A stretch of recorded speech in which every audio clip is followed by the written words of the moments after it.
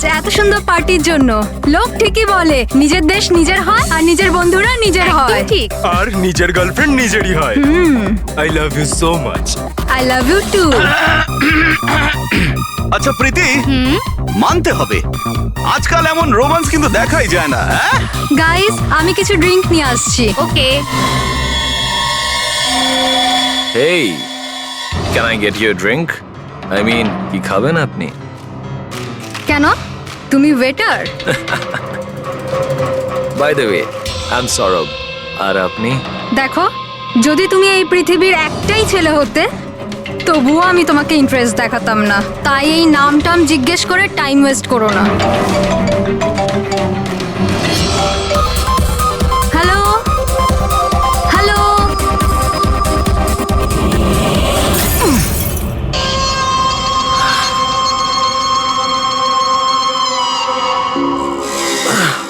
Hello hello, শুনতে পাচ্ছি না, জোরে বল। আরে কিচ্ছু শুনতে পাচ্ছি না। আরে এখানে নেটওয়ার্কও নেই। হ্যালো হ্যালো,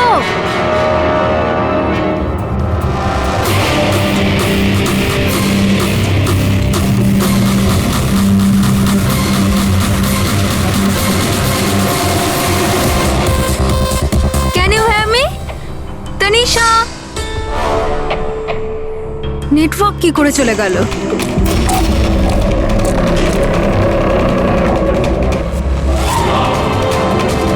ফোন কেন লাগছে না?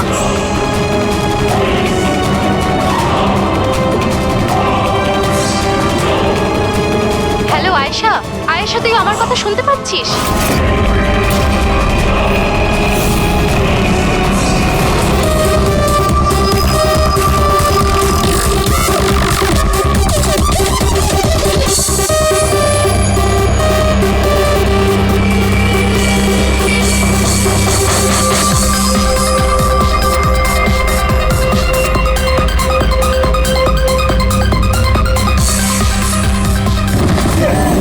আরে কি হলো? কি? আয়েশা!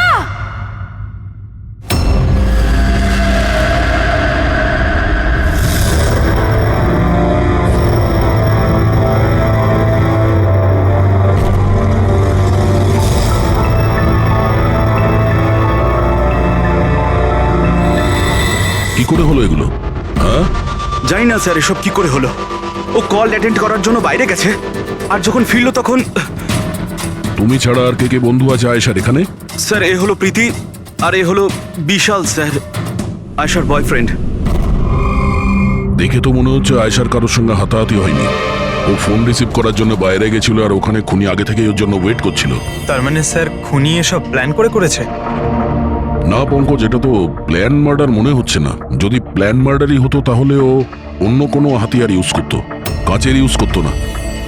তার মানে হঠাৎ কেউ একজন হয়তো খুব রেগে যায় আয়েশার উপর আর তারপর মেরে দেয়। মনে হচ্ছে তো এরকমই ফ্রেডি। আয়েশার এখানে কারোর সঙ্গে ঝগড়া হয়েছিল? কোনো তর্ক বিতর্ক? হ্যাঁ, এরকম চুপ করে থাকলে কিন্তু কাজ হবে না। এই যে সিসিটিভি ক্যামেরা আছে, দেখলে সবই আমরা জানতে পারবো। সরি স্যার, সিসিটিভি ক্যামেরা কাজ করছে না। হোয়াট? সিসিটিভি কাজ করছে না?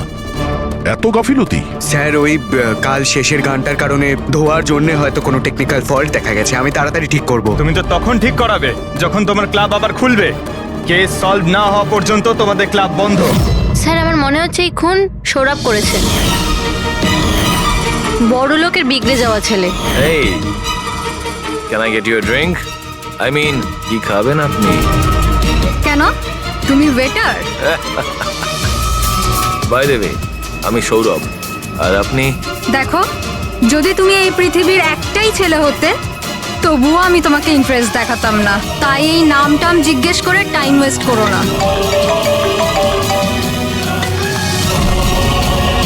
যখন আয়েশাকে উত্তর দেয়নি তখন ও রেগে পিছন পিছন বাইরে গেল। সৌরভ কোথায়? স্যার ও তো নেই। তোমাকে বলেছিলাম না আমি, কেউ এই ক্লাব থেকে বাইরে যাবে না। স্যার যেতে দিইনি আমি। হয়তো ও অপরাধ করার পরেই পালিয়ে গেছে, আয়েশার ভেতরে আসার আগেই। এই আয়েশা আর সৌরভ বাইরে কোন দিকে গেছিল? স্যার ওইদিকে।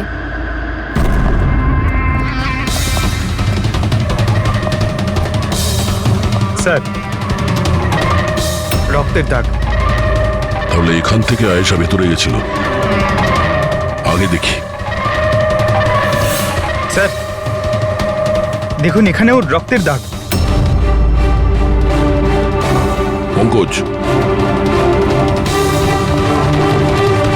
ও নো, এত রক্ত! আর এই কাঁচের টুকরো, মনে হচ্ছে আয়েশার উপর হামলা এখানেই হয়েছে। স্যার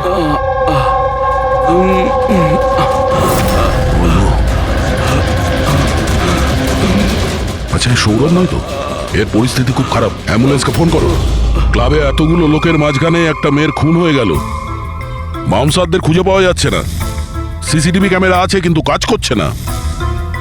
তার থেকেও বড় কথা, এখানে কেউ কিছু হতে দেখেনি। কি অদ্ভুত ব্যাপার না?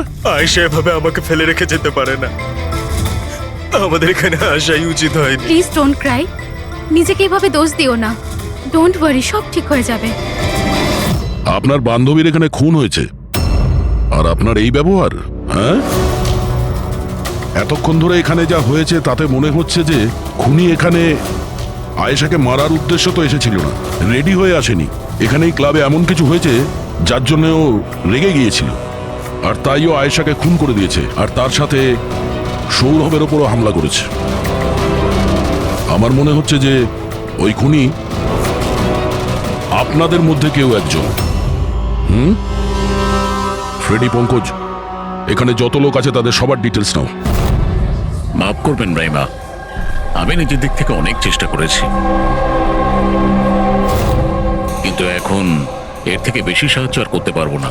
ইটস ওকে ডক্টর, আপনার যা করার ছিল আপনি সবকিছু করেছেন, আর আমরা এর বেশি আর কি করতে পারি?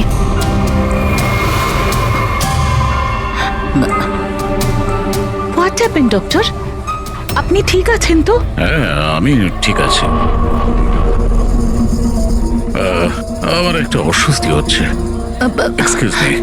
কোথায় যাচ্ছেন আপনি? আমি ওয়াশরুম থেকে আসছি।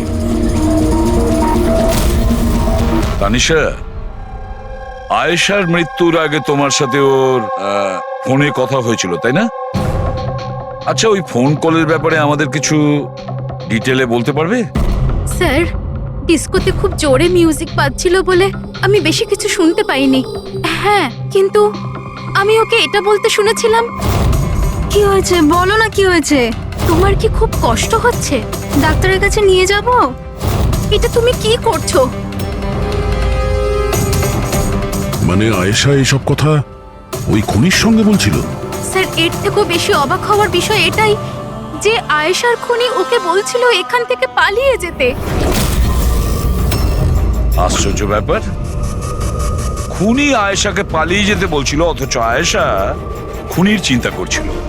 আচ্ছা, তুমি একটা কথা বলো তো, তুমি ওই ভয়েসটা চিনতে পারবে যার সাথে আয়েশা কথা বলছিল? না স্যার। স্যার কিন্তু খুনি যখন আয়েশার ব্যাপারে এত চিন্তা করছে তাহলে ওকে মারলই বা কেন? সেটাই তো, খুনি ভিকটিমের চিন্তা করছিল আর ভিকটিম খুনির চিন্তা করছিল।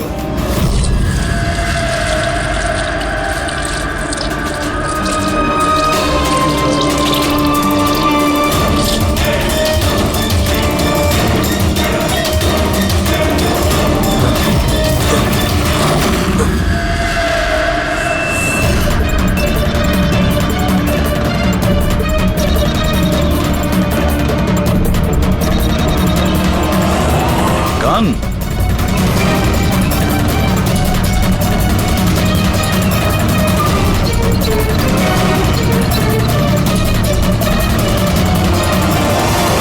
স্যার, ওর যেখানে গুলি লেগেছে সেটা ছাড়া ওর শরীরে আর কোথাও আঘাতের চিহ্ন নেই। মনে হচ্ছে খুনি হঠাৎ এখানে এসে ওর উপরে গুলি চালিয়ে দিয়েছে। এরকম হতেই পারে। এই দেখো, এখানেও রক্ত। একটা কথা বুঝতে পারছি না স্যার, খুনি গানটা এখানে ফেলে রেখে গেল কেন?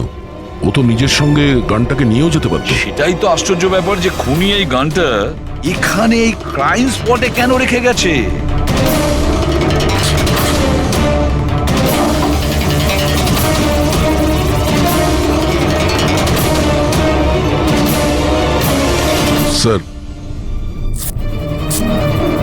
এই দেখুন, নিচে এখানে এই টেপটা আটকানো ছিল। ওয়াশ বেসিনের নিচে টেপ?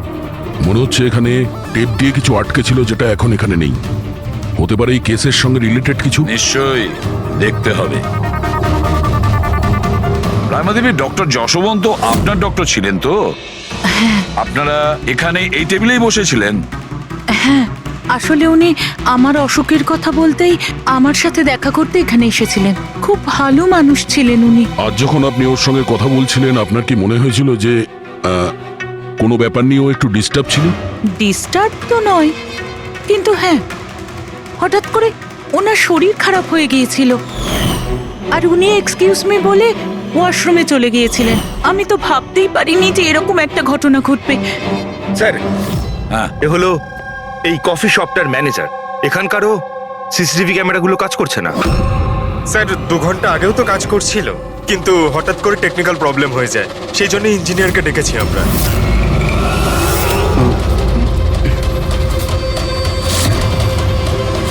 এই, একটু দাঁড়াও, এখানে এসো। হ্যালো স্যার, কেমন আছেন? আমার অবস্থা ছাড়ো, নিজেরটা বলো। তোমরা দুজনে এখানে কি করছো? এমনি ঘুরতে এসেছিলাম। কফি শপে ঘুরতে এসেছিলে? কাল রাত্রে তোমার বান্ধবীর খুন হয়ে গেছে। তোমার দ্বিতীয় বন্ধুর কেঁদে কেঁদে অবস্থা খারাপ, আর তোমরা দুজনে এখানে এই কফি শপে আড্ডা মারতে এসছো। এখানেও একটা খুন হয়েছে। বিষয়টা কাকতালীয়, তাই না? সত্যি কাকতালীয়ই বটে, কারণ আমরা তো জানি না ডক্টর যশবন্ত কে। হ্যালো, ওকে বিউরোতে নিয়ে এসো। ওকে ওকে ওকে ওকে ওকে, থ্যাংক ইউ ভেরি মাচ। কি জানিস পঙ্কজ, অনেক লোক ছিল এই ডিস্কোটায় যখন আয়েশা খুন হয়, আর একজনের ফোন ট্র্যাক করে এইটা জানার জন্য যে মার্ডারের সময় আয়েশার আশেপাশে কেউ ছিল না। তো এই আমার তো চোখ ব্যথা করতে শুরু করেছে।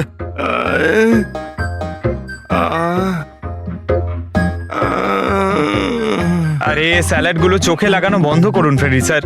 আরো কত লোকের নাম্বার ট্রাই করতে হবে, কাজ করুন। ভগবান। সৌরভ, এখন তোমার শরীর কেমন?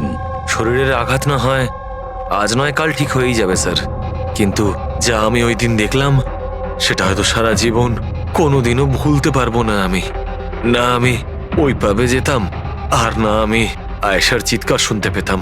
কিন্তু আয়েশার পিছন পিছন তো তুমি গিয়েছিলে, ও তোমার সঙ্গে ভালো করে কথা বলেনি সেই জন্য। এই কথাটা সত্যি স্যার যে আমি আয়েশার পেছনে গিয়েছিলাম, কিন্তু আমি যখন ওকে ড্রিঙ্ক অফার করলাম ও বারণ করে দিল স্যার। ইনফ্যাক্ট ও আমার ইনসাল্টও করলো স্যার। তাই আমার খুব খারাপ লেগেছিল স্যার, আর তাই আমি ওর পিছু নিয়েছিলাম। ও মাই গড, কে করলো এইসব কিছু? চলো তোমাকে আমি হসপিটালে নিয়ে যাই। হেই দাঁড়াও, আরে দাঁড়াও। আর তারপরে? স্যার, আমার এখনো মনে আছে যখন আমি ওর রিস্টটা ধরেছিলাম স্যার, সেটা একেবারে নর্মাল ছিল না। ওটা নর্মাল মানুষদের রিস্ট ছিলই না। আমার খুব অদ্ভুত ফিল হয়েছিল স্যার।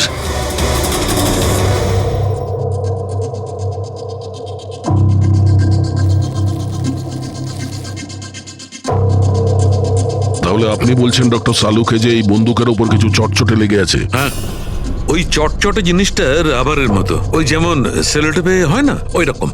সেলোটেপ গান? ও, তাহলে খুনি আগে থেকেই ওয়াশ বেসিনের নিচে গানটাকে লুকিয়ে রেখেছিল। তাহলে এই মার্ডার একটা প্ল্যান মার্ডার ছিল। হ্যাঁ, কিন্তু এই বন্দুকটা যেটা দিয়ে ভিকটিমকে খুন করা হয়েছে, আর এই কাঁচ যেটা দিয়ে আয়েশাকে খুন করা হয়েছে, এই দুটোতেই কোনো ফিঙ্গারপ্রিন্টস পাওয়া যায়নি। কিন্তু ভাই, এই কাঁচটার টুকরোর ওপর একটা বিশেষ ধরনের কেমিক্যাল লেগে আছে, যেমন ধরো প্লাস্টিক কেমিক্যাল। এখন কেন লাগানো ছিল, কি লাগানো ছিল সেটা জানতে হবে, কিন্তু এই দুটো কেমিক্যালই এই বন্দুকটাতেও লেগে আছে, দুটোতেই। ডক্টর সালুকে, আপনি তো বলছিলেন এই গানের মধ্যে ওই সেলোটেপের গাম লেগেছিল। সেটা তো ছিলই, তাছাড়া কেমিক্যালও আছে। ওটা ছাড়া এই কেমিক্যালও আছে? তার মানে এই দুটো মার্ডার, এদের দুটোর মধ্যে কোনো কানেকশন আছে? আর জুবিন আর প্রীতির ওই ক্রাইম সিনে থাকা কোনো কাকতালীয় ছিল না? একদম, তুমি একদম ঠিক বলছো দয়া। তোমার কথা আরো একটা জিনিস প্রমাণ করছে, এই দুটো লাশের উপরই আমি তেলের মতো ফেরোমন পেয়েছি। ফেরোমনস মানে ওই কেমিক্যাল যার থেকে গন্ধ আসে? হ্যাঁ, এই দুটো ভিকটিমেরই এদের দুজনের লাশের মধ্যে একই রকম গন্ধ। একটা ব্যাপার পরিষ্কার, হয়তো দুজনে একই রকম পারফিউম লাগাতো, বা দুজনের খুন একজনই করেছে। জেনারেলি একজন মহিলা লেডিস পারফিউম লাগায়, আর একজন পুরুষ জেন্টস পারফিউম। কিন্তু এই দুজনেই একই রকমের পারফিউম লাগিয়েছে, চান্সটা একটু কম। তার মানে এই দুজনের খুনি একজনই। আয়েশার মৃত্যুর ব্যাপারে দুটো কথা জানা গেছে। এক, ওর বন্ধু তানিশা বলেছে, আর দ্বিতীয়টা সৌরভ বলেছে। তানিশার কথা অনুযায়ী যে খুনি আয়েশাকে ওই পাপ থেকে পালিয়ে যেতে বলেছিল। পৃথিবীতে এমন কোন খুনি আছে সে যাকে খুন করতে গেছে তাকেই সে বলছে যে তুমি এখান থেকে পালিয়ে যাও? তাহলে খুন করতে গিয়েছিল কেন? না না না না না না, গোলমাল আছে, নিশ্চয়ই কোনো গোলমাল আছে। আর স্যার ওই দ্বিতীয় কথা কোনটা? আর একটা কথা সৌরভ বলেছে। সৌরভ বলেছে যে খুনির কবজি কেমন যেন অদ্ভুত ছিল, সাধারণ মানুষের মতন ছিল না ওর কবজি। হয়তো কবজিতে রিস্ট ওয়াচ কিংবা ব্রেসলেট ছিল। ফেডরিক, বুদ্ধিটাকে একটু কাজে লাগাও, বুঝেছো? স্যার, হ্যাঁ? স্যার দুটো ক্রাইম সিনেই একটা নম্বর কমন। সেটা কার? আয়েশার বয়ফ্রেন্ড বিশালের স্যার। বিশাল? বিশাল? এই বিশালকে তো কফি শপে দেখাই যায়নি, তাহলে কফি শপে গেল?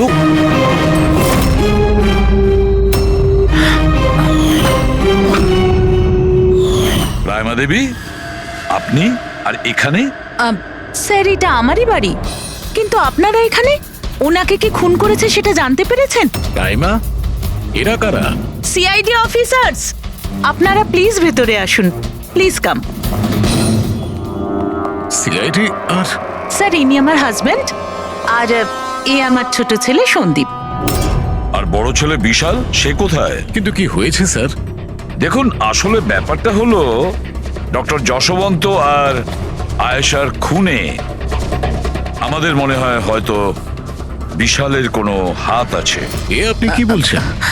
অভিযোগ প্রমাণিত হয়নি, কাউকে গ্রেপ্তার করতে পারেননি, তো যে কোনো কাউকে ফাঁসিয়ে দেবেন? দেখুন, সিআইডির কাজই হচ্ছে অপরাধী পর্যন্ত পৌঁছানো, নাকি কোনো নিরপরাধীকে ধরে এই কেসটা বন্ধ করে দেওয়া। আপনি দয়া করে একটু বিশালকে ডাকবেন। দাদা খুন করতেই পারে না, আপনারা দয়া করে ওকে ধরে নিয়ে যাবেন না। সন্দীপ, আমরা কিন্তু তোমার দাদাকে এখানে ধরতে আসিনি, আর আমরা এটাও বলিনি যে তোমার দাদা কিছু করেছে। আমরা তো তোমার দাদাকে কিছু প্রশ্ন করব, ব্যাস।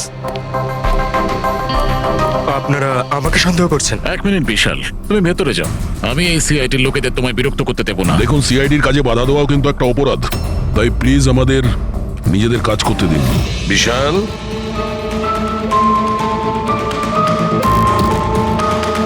ডক্টর যশবন্ত খুন হয়েছেন ওই ক্যাফেতে, আর তুমি সেই মুহূর্তে ওই ক্যাফেতে ছিলে। কেন, কিসের জন্য গিয়েছিলে ওখানে তুমি? স্যার, আমি তো ওখানে জুবাইন আর প্রীতির সাথে দেখা করতে গেছিলাম। আমি জানতাম না যে আঙ্কেল ওখানে হঠাৎ মায়ের সাথে দেখা করতে আসবেন। আয়েশার সাথে তোমার ঝগড়া চলছিল না? আমি ভীষণ কষ্ট পেয়েছি স্যার ও মারা যাওয়ার পর। আমি জানি না ওকে ছাড়া আমার বাকি জীবন কিভাবে কাটাবো। আমি কিছুদিন একা থাকতে চাই। ঠিক আছে, তুমি গিয়ে রেস্ট নাও। এরপরে কিন্তু দেরি করা যাবে না। আরে, আপনারা আবার এখানেও? মাঝে মাঝে নিজের বাড়িতে যান নাকি? সবসময় বিশালের আশেপাশে ঘোরাফেরা করছেন? না স্যার, এমন কোনো কথা নয়। অ্যাকচুয়ালি ও খুব হতাশ হয়ে থাকে, ভাবলাম ওর সাথে থাকলে ভালো হয়। খুব গভীর বন্ধুত্ব, হ্যাঁ? জুবিন, প্রীতি, বিশাল, কড়া নজর রাখতে হবে এই তিনজনের ওপর।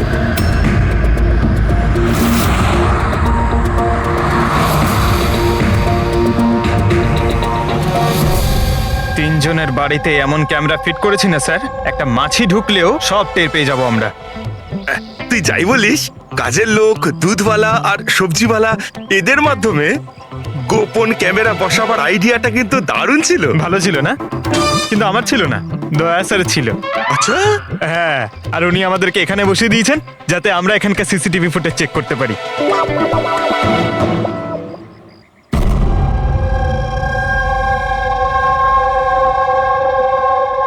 আরে বস, একটা বড় সূত্র হাতে এসেছে যেটা এই কেসটার সলভ করতে সাহায্য করবে। সেটা কখন বলবে? আরে বলছি তো। আরে তাহলে বলো তাড়াতাড়ি। আরে ভাই, নিঃশ্বাস তো নিতে দাও।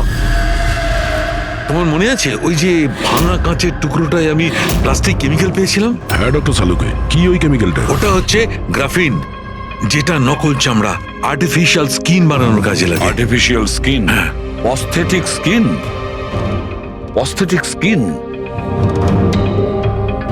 Aesthetic.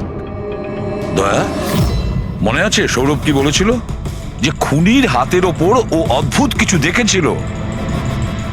Aesthetic skin, aesthetic arm. তাহলে কি এই খুন কোনো রোবটের মাধ্যমে হয়েছে? মানে খুনির ওইভাবে সাহায্য চাওয়া এটা তো নয় যে এই খুনটা আনইনটেনশনালি হয়েছে, না চাইতে? না দয়া, অনিচ্ছাকৃত খুন এইভাবে হতে পারে না। আর রইল কথা রোবোটিক আর্মের। এই রোবোটিক আর্ম তো কারোর কথা মতোই চলতে পারে, তাই না? আচ্ছা সালুকে, এমন কোন লোক আছে যে এই রোবোটিক আর্ম বলো, অস্থেটিক আর্ম বলো বা রোবোটিক আর্ম বলো, এই সব কিছুর ব্যাপারে খুব ভালো রকম দখল আছে? হ্যাঁ আছে তো, ডক্টর জাসমিন। তাহলে দেখা করা যাক ওই ডক্টরের সঙ্গে।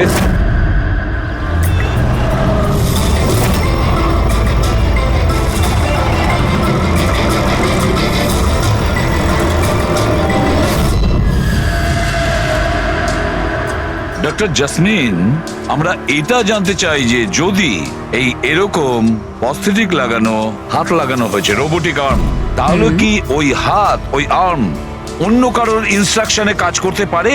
মানে নকল হাত লাগানো হয়েছে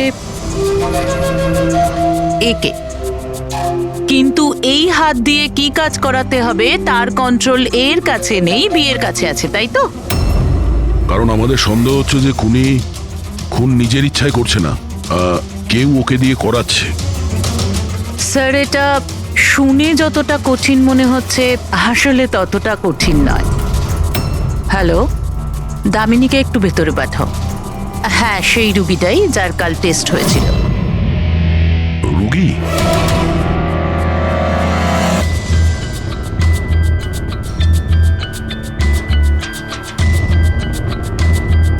স্যার, দামিনীর ডান হাতটা ফ্যাক্টরিতে কাজ করার সময় মেশিনে কাটা পড়েছিল। হ্যাঁ স্যার, মেশিনে আমার হাত ঢুকে গিয়েছিল। তাই জন্য ওকে নকল হাত লাগিয়েছি, যার কন্ট্রোল মানুষের ব্রেনের দ্বারা হয়। একটা নকল হাত মানুষের মাথা দিয়ে কাজ করছে কি করে? স্যার, সায়েন্স খুব উন্নতি করেছে। আসলে এই ধরনের নকল হাত সায়েন্সের একটা খুব বড় আবিষ্কার। এটাতে এক ধরনের চিপ আছে, মানে সফটওয়্যার, যেটা ব্রেনের দ্বারা কন্ট্রোল করা হচ্ছে। মানে মানুষের ওঠা বসা যেমন ভাবে আসল হাত পা নাড়ানো যায়, সেইভাবেই এই নকল হাত পা নাড়ানো হয়, যেটা ব্রেন কন্ট্রোল করে। গ্রেট, বিজ্ঞান সত্যি অনেকটা এগিয়ে গেছে। সত্যি রোবোটিক আর্ম।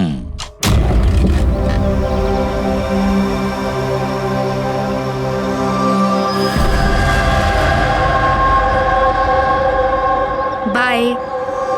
ওরা ওখানে হাক করছে আর আমরা এখানে গাড়িতে বসে আছি।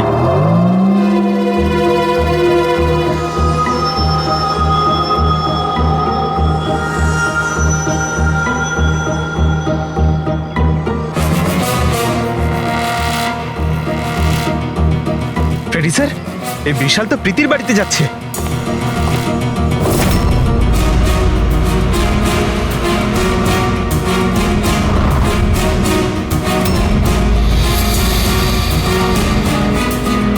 বিশাল, তুমি টেনশন করো না, কেউ কিচ্ছু জানতে পারবে না। আমরা কোনো না কোনো উপায় ঠিক বের করব, ওকে? এ নাও কফি খাও।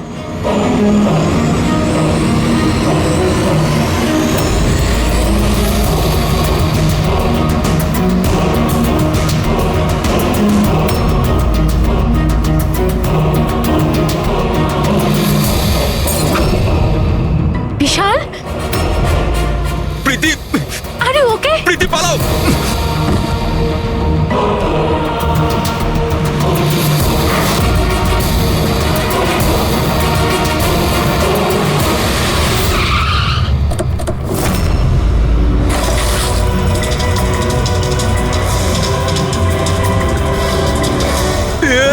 বিশাল, না, বিশাল ছাড়ো।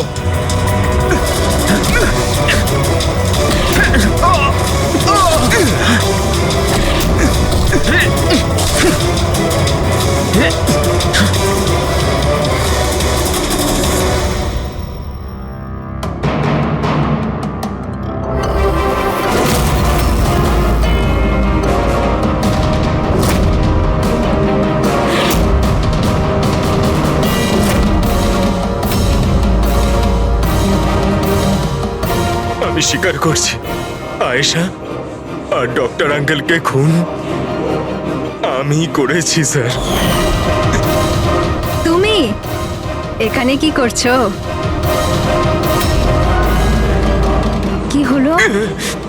কি হচ্ছে এটা? আমি বুঝতে পারছি না কি হচ্ছে আমার হাতে। কিছু প্রবলেম? কি হচ্ছে বলছো না কেন কিছু? ডাক্তারের কাছে নিয়ে যাব? এটা কি করছো? এটা কি করছো? আয়েশা পালাও এখান থেকে, পালাও, আমি বলছি তোমাকে পালাও আয়েশা।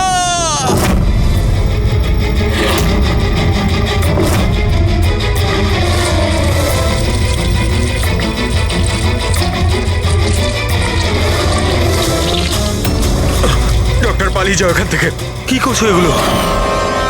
আমি কি করবো স্যার, আমার নিজের হাতের উপরে কোনো কন্ট্রোল নেই। কি তোমার হাত তোমার কন্ট্রোলে থাকে না? এর মানেটা কি? জানি না, হঠাৎ করে মাঝে মাঝে কি হয়ে যায়। সেই কারণে তুমি আয়েশাকে ওখান থেকে চলে যেতে বলেছিলে? হ্যাঁ স্যার, আমি আয়েশাকে ওখান থেকে পালাতে বলেছিলাম। আয়েশা পালাও এখান থেকে, পালাও। আর আমি অনেকবার চেষ্টা করেছিলাম যাতে আমি ডক্টর আঙ্কেলের কোনো ক্ষতি না করি। ডক্টর, পালাও এখান থেকে তুমি। একটা কথা বলো, কেন গিয়েছিল তুমি ওই ক্যাফেতে? আমি ওখানে ডক্টর আঙ্কেলের কাছে আমার হাত ঠিক করাতে গেছিলাম, আর জুবেইন, প্রীতি আমাকে সাহায্য করছিল, কারণ আমি আমার বাড়িতে বলতে পারতাম না যে আয়েশাকে আমি নিজের হাতে খুন করে দিয়েছি স্যার। আমি জানি স্যার, আমার কথায় বিশ্বাস করাটা খুবই কঠিন, কিন্তু সত্যি এটাই, খুন আমি নয়, বরং আমার হাত করেছে। ডক্টর জাসমিন, বিশাল যা যা বলছে সেটা সত্যি? আমি বলতে চাইছি যে এটা কি সম্ভব যে একটা রোবোটিক আর্ম নিজে থেকেই ডেভেলপ করে আর সেই কারণেই তার মনে হয়েছে যে খুন করা যেতে পারে? চান্সেস কম স্যার, কিন্তু হ্যাঁ, হাতের ভেতরে লাগানো এই চিপকে কেউ যদি হ্যাক করে তাহলে হতে পারে। কি প্রস্থেটিক হাতে লাগানো সফটওয়্যার হ্যাক করা যায়? হ্যাঁ দাদা, হ্যাক হতেই পারে, এটা পসিবল। যখন হ্যাকার এই নকল হাতের চিপ হ্যাক করে, তখন এই নকল হাতটা তার ব্রেন দ্বারা কন্ট্রোল হয় না যার শরীরে এটা লাগানো আছে, বরং এই নকল হাতটা কন্ট্রোল হয় হ্যাকারের ব্রেন দ্বারা। তার মানে কেউ একজন বিশালের এই রোবোটিক আর্মের সফটওয়্যারটা হ্যাক করেছিল আর তারপরে ওকে দিয়ে খুন করায়। স্যার, এর থেকে ভালো তো আমি এক হাতেই আমার সারাটা জীবন কাটিয়ে দিই। যে হাতটা অন্যদের জীবন কেড়ে নিচ্ছে, এরকম হাত আমার চাই না স্যার। বিশাল, একটা কথা বলো, তোমার এই হাত তোমাকে বলছে যে সেই কাউকে মারতে চায়, তখন তুমি কি ভাবো? তখন তোমার মনের অবস্থা কি হয়? কি চলে তোমার মাথার ভেতরে? স্যার, 2-3 মিনিট সময় লাগে। আমি পুরোপুরি ভাবে চেষ্টা করি আমার হাতকে কন্ট্রোলে আনার, কিন্তু 2 মিনিট পর আমার হাতই জিতে যায় স্যার।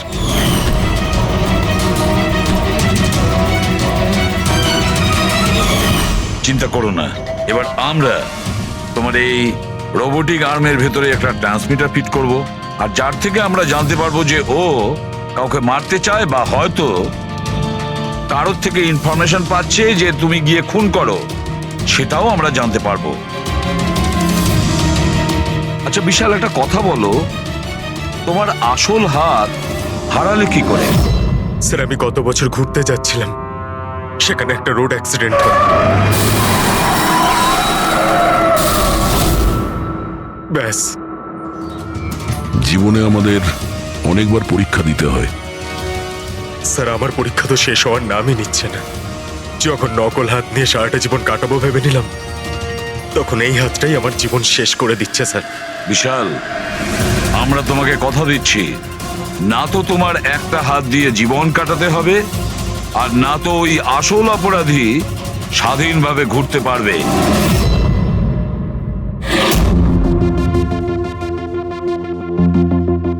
বিশাল, অপরাধী প্রথমে বিশালকে দিয়ে আয়েশাকে খুন করায়। আয়েশা, যাকে বিশাল খুব ভালোবাসতো, এরপরে খুন করায় ডক্টর যশবন্তকে, যে বিশালকে সাহায্য করত। এরপরে প্রাণ নিতে চেষ্টা করে প্রীতির, যে বিশালের বন্ধু ছিল। এরা প্রত্যেকেই হলো বিশালের শুভাকাঙ্ক্ষী, আর এরা প্রত্যেকে বিশালের আপনজন। সবাই বিশালের খুব কাছের মানুষ। তাহলে এই অপরাধী কে হতে পারে? কে সেই অপরাধী? এও তো কোনো কাছের মানুষ হতে পারে, বিশালের কোনো আপনজন। পঙ্কজ, বিশালের অ্যাক্সিডেন্টের পুরো ডিটেল আমার চাই, A to Z। Hello sir, আমি Jaspal. Computer expert? Yes sir. Computer hack করতে পারো? যত বড়ই কম্পিউটার হোক বা সার্ভার, এক তড়িতে হ্যাক করতে পারি। রোবোটিক আর্মের সিস্টেম হ্যাক করতে হবে, পারবে? নিশ্চয়ই স্যার, পারবো। এতে সবকিছু পেয়ে যাবে। হয়ে যাবে স্যার। আর এটার জন্য আমি ট্রেস রাউটিং এর ইউজ করব। সেটা আবার কি? হ্যাঁ স্যার, এই টেকনোলজিটার সাহায্যে বিশালের আশেপাশে প্রত্যেকটা কম্পিউটারকে আমি দেখতে পাবো। মূলত মেশিনের মধ্যে যে হোস্ট নেম আর অ্যাড্রেস থাকে সেটাকেই হ্যাক করতে হয়। আচ্ছা। আর ট্রেস রাউটিং এর সাহায্যে আমরা শহরের যে কোনো জায়গায় বসে থাকা যে কোনো হ্যাকারকে খুব ইজিলি খুঁজে বের করতে পারবো। ফ্যান্টাস্টিক। আর যে বিশালের রোবোটিক আর্মের সিস্টেম হ্যাক করেছে, এবার আমরা ওর সিস্টেমকে হ্যাক করব।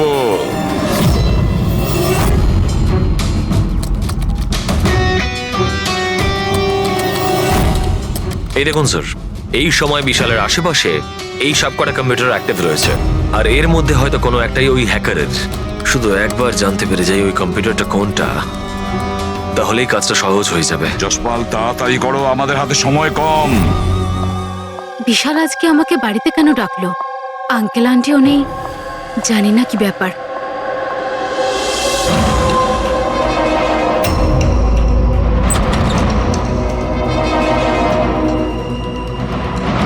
বিশাল, বিশাল। প্রীতি, তুমি জানো যে আমি তোমাকে মারার চেষ্টা করেছি, তবুও তুমি আমার কাছেই এলে। বিশাল, তুমি তো আমাকে ফোন করে এখানে ডাকলে। আমি? হ্যাঁ। আমি কখন ডেকেছি? তুমি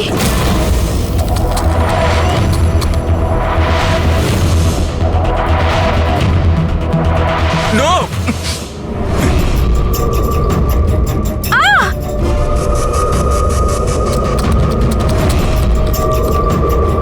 পালাও প্রীতি! বিশাল, প্লিজ বিশাল, পালাও এখান থেকে! Vishal please, Vishal, Vishal please.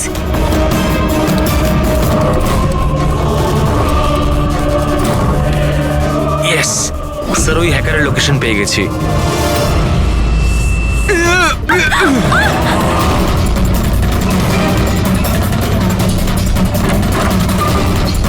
Sir আপনি এখানে কি করছেন? বিশাল প্লিজ।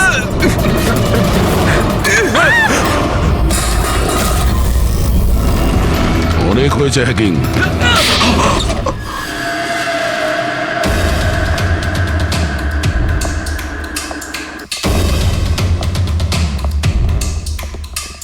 আবার এসে গেলেন আপনারা। এবার এটা যেন বলবেন না যে ওকে আপনারা ধরতে এসেছেন। আগে না, আমরা বিশালকে ধরতে আসিনি, খুনিকে ধরতে এসেছি, যে এই মুহূর্তে এখানে উপস্থিত। উনি এখানে? কি বলছেন আপনি?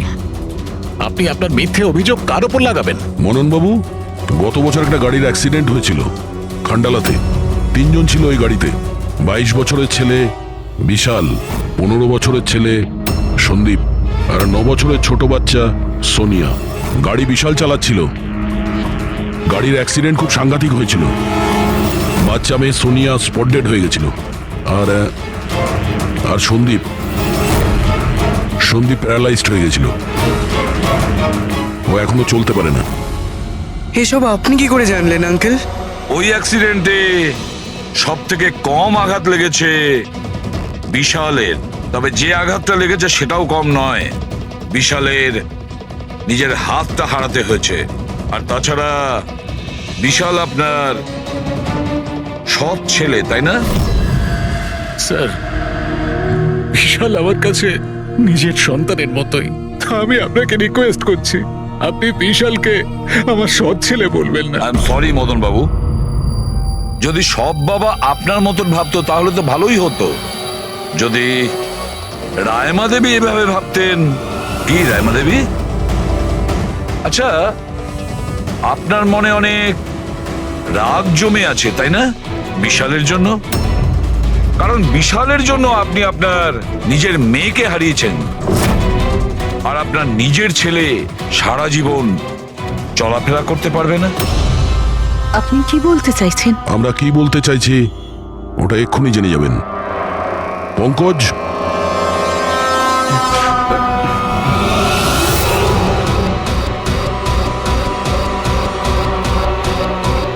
সরি আন্টি, কিন্তু আমি ওদের সবকিছু বলে দিয়েছি যে আপনার বলার জন্যই আমি এসব করেছি। আমি ওই সফটওয়্যারগুলোকে হ্যাক করেছিলাম, আর আমি সব জায়গার সিসিটিভিগুলোকে হ্যাক করে বন্ধ করে দিয়েছিলাম।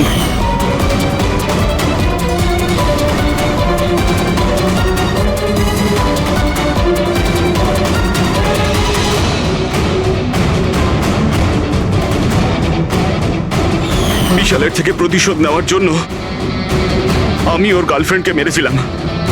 তারপরে ওই ডক্টরকে, যে বিশালকে হেল্প করতো, তারপর প্রীতির উপরে আক্রমণ। এসব করার জন্য আন্টি আমাকে অনেকগুলো টাকা দিয়েছিলেন। তুমি যে এতটা নিচে নেমে যাবে আমি ভাবতেও পারিনি। ঠিক আছে, সত্যিটা যখন আপনাদের সামনে এসেই গেছে, তখন আমি আপনাদের সবাইকে এটাও বলছি যে আমি তোমাকে মারার পর ওকেও মারতে চেয়েছিলাম। কারণ যেভাবে আমার আপনজনেরা কষ্ট পেয়েছে, আমিও চেয়েছিলাম বিশাল সেই কষ্টই পাক, ততটা যন্ত্রণা ওরও হোক। ওটা অ্যাক্সিডেন্ট ছিল, একটা ভুল। ভুল? তোমার একটা ভুলের জন্য আমার সারা জীবন অন্ধকার হয়ে গেছে। তুমি রাশ ড্রাইভিং করেছিলে, আর শাস্তি কারা পেল? আমি আর আমার সন্তানেরা। মা, আমি তোমাকে শুধু নিজের মা না, ভগবান ভেবেছিলাম। যদি আমাকে শাস্তি দিই তুমি শান্তি পেতে, তাহলে আমাকে অন্তত একবার বলতে পারতে। হাসি মুখে আমি জীবন দিয়ে দিতাম। আমি তোমার জীবনটা চাইনি, আমি তো তোমাকে বাঁচিয়ে রেখে কষ্ট দিতে চেয়েছিলাম। আর আপনারা সবাই আমাকে দোষ দিতে পারেন না, কারণ আমি যা করেছি সেটা আমার মায়ের মমতার জন্য করেছি।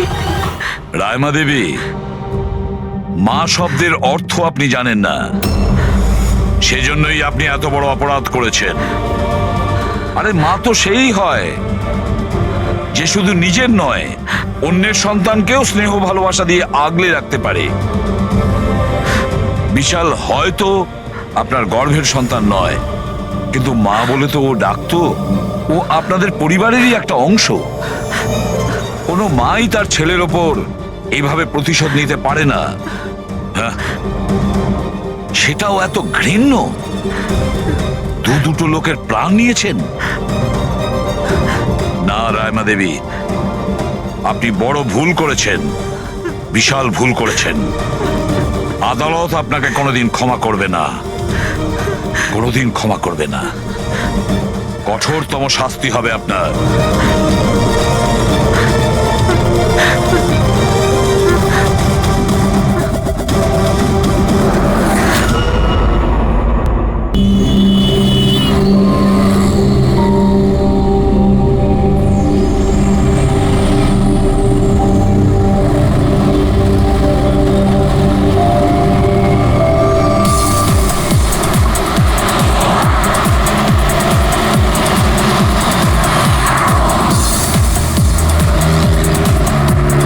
আরে সাহেব সাহেব সাহেব সাহেব, এটা নিন না। আরে দেখুন না দেখুন না দেখুন না, একটু ধরে দেখুন না, অনেক ডিসকাউন্ট পাবেন। অর্ধেক দামে দিয়ে দেবো আমি। না, না, চাই না। আরে একবার দেখুন না, অনেক ভালো কোয়ালিটির এটা। আরে ভাই, একবার আরে বললাম না, দেখুন চাই না। দেখুন না, কোয়ালিটি দেখুন না। আরে শুনুন না ম্যাডাম, দেখুন না, আরে কোয়ালিটিটা দেখুন ম্যাডাম, কিনুন না, ভালো কোয়ালিটির এগুলো, খুব ভালো কোয়ালিটির ম্যাডাম। আরে কেন বিরক্ত করছো ভাই? একবার তো বললাম চাই না। ও দাদা, এই ম্যাডামের মনে হয় কিছু একটা হয়েছে। আরে কিচ্ছু হয়নি ওর। আরে দেখুন না, ঘুমোচ্ছে। ওনার ঘাট থেকে রক্ত বেরোচ্ছে। কি? হ্যাঁ, দেখুন ওনার রক্তে ভেসে যাচ্ছে। সুচি? ওই যে, সুচি? ওই দেখুন দেখুন, ওই যে সুচি?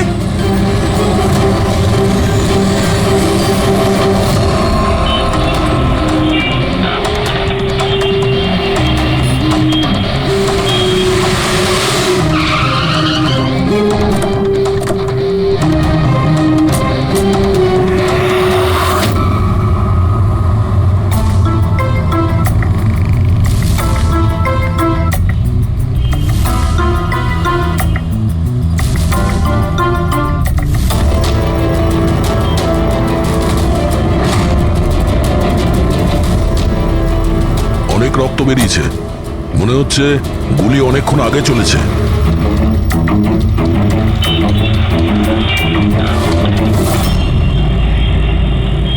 এসব কি করে হলো মিস্টার আশুতোষ।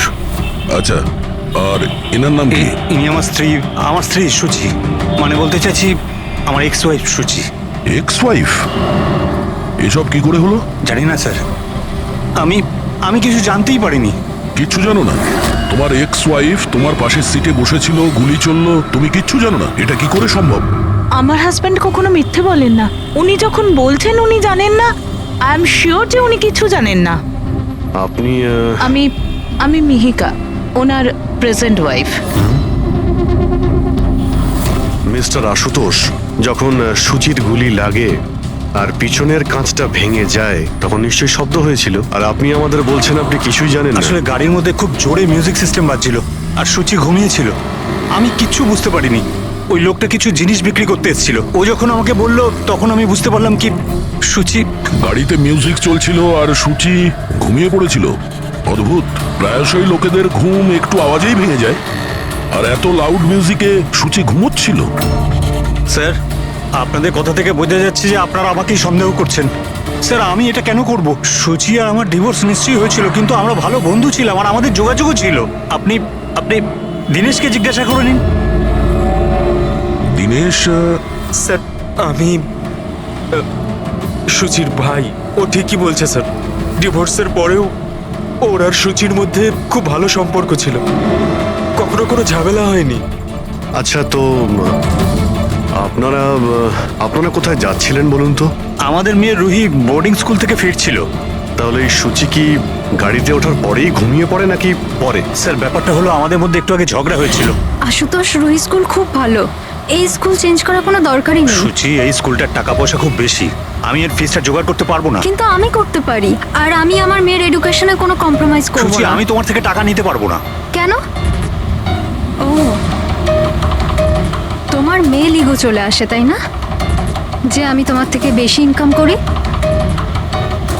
জানো, আমাদের ডিভোর্সের কারণ এটাই, যে একটা মেয়ে একটা ছেলের থেকে বেশি ইনকাম করে। সাফল্যটা মনের ব্যাপার, এটা স্বামী স্ত্রীর প্রতিযোগিতা নয়। তোমার সাথে কোনো তর্ক করতে চাই না, না এই ব্যাপারে কোনো কথা বলতে চাই। রুহি এই স্কুলেই থাকবে। তারপর আমাদের মধ্যে আর কোনো কথা হয়নি।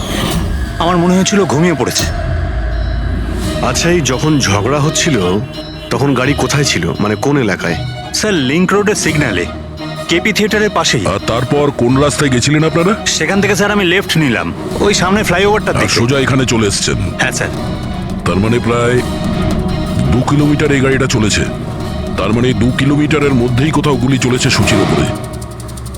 পঙ্কজ, একটা কাজ করো তো, কেপি থিয়েটার থেকে এইখানে 2 কিলোমিটার অবধি চেক করে দেখো তো, যদি কোথাও কিছু প্রমাণ পাওয়া যায়, মানে কোথাও কাচের টুকরো পড়েছে কিনা দেখে নিও, ঠিক আছে? আর হেঁটে যেও। 2 কিলোমিটার স্যার? হেঁটে যাও। গুলিটা অদ্ভুত অ্যাঙ্গেল থেকে লেগেছে, এই নিচে, মানে গুলিটা উপর থেকে নিচে এসেছে, মানে যে গুলি চালিয়েছে তার হাত উঁচু করতে হয়েছে ফায়ার করার সময়। খোলা রাস্তায় কেউ গুলি মেরেছে আর কেউ দেখেনি? হতে পারে খুনি একটু দূরে ছিল, তাও গুলি করা খুবই মুশকিল ছিল এই চলন্ত গাড়িতে, আর তাও তখন যখন খুনি হয়তো গাড়িতে বা কোনো বাইকে ছিল। তবে এইভাবে গুলি করাটা কিন্তু সহজ নয় দয়া।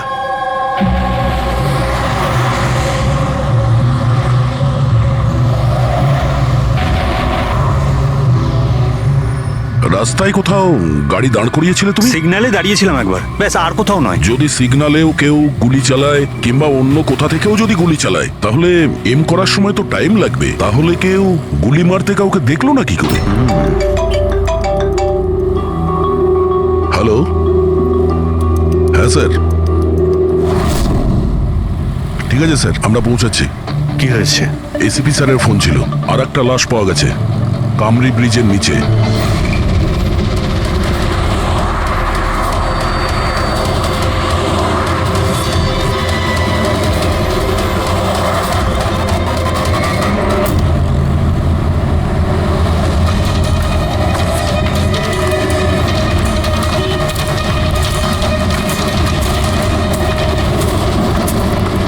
হ্যাঁ দয়া। স্যার, আপনি জানলেন কি করে এই লাশটার কথা? লোকাল পুলিশের কাছে আশেপাশের লোক কমপ্লেন জানিয়েছে, 2 ঘন্টা আগেই লাশ দেখেছে। মাথার পিছনে একটা চোট আছে আর পিঠের পিছনেও একটা গুলির চিহ্ন আছে।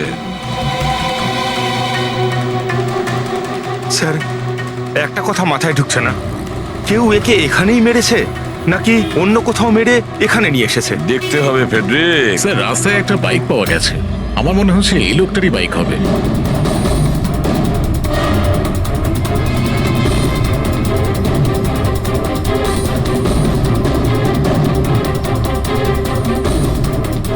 Skid mark. স্যার, মনে হচ্ছে এই লোকটা বাইকে যাচ্ছিল, কেউ পেছন থেকে গুলি করে দিয়েছে। ডিসব্যালেন্স হয়ে গেছে, গাড়ি বাইক স্কিড হয়ে এখানে কারোর সঙ্গে ধাক্কা লাগিয়েছে, আর ওর বডি এখানে নিচে পড়ে গেছে। মাথায় চোট ওই সময় লেগেছে স্যার।